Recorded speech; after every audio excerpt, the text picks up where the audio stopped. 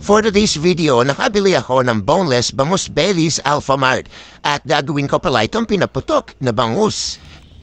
So, ang unang ginawa ko ay kumuha ako ng alagaw. Ito rin pala yung vinlog ko nung isang araw na sinabi ko na paborito ng mga Kapampangan na ihalo sa mga lutuing isda.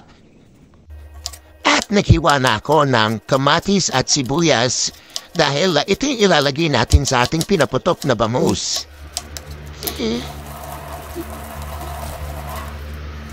Ayan, hinugasan ko na rin yung dahon ng alagaw na kinuha natin kanina. At iiwain lang natin to ng strips. Pagkatapos haluan natin ang asin at paminta. At yung bangus ay ilalagay natin sa foil. Nilagyan ko lang ang asin at paminta at tinibabaw ko na ang mamahiniwa natin na kamatis, sibuyas at alagaw. Tapos balutin lang ng mabuti.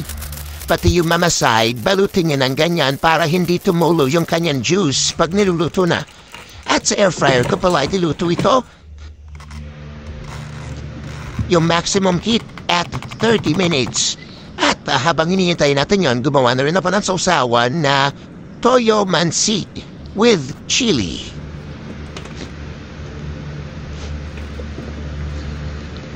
At after 30 minutes, luto na ito, mga lodi.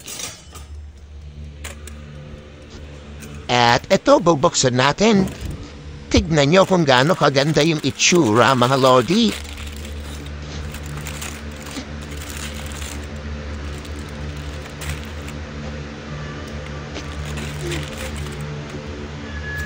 Ayan kita nyo naman talagang yung juice ng bangus ay na-stuck, hindi lumabas sa foil. Kaya sobrang malasa yan at yung mga halo natin na kamatis, sibuyas at alagaw, sobrang nagpasarap dyan. At eto na, ang pinapaborito ko sa lahat, ang kainan time. Kain po tayo.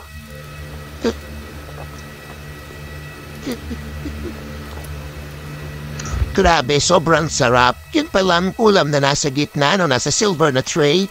Bistik na baboy pala yan, yung natira ko nung isang araw na vinlog ko. Sobrang sarap nito, mga lodi.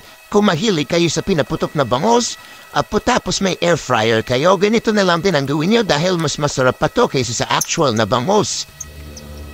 So ayan lang for today's video. Thank you again sa inyong panonood. Ingat po tayo lagi.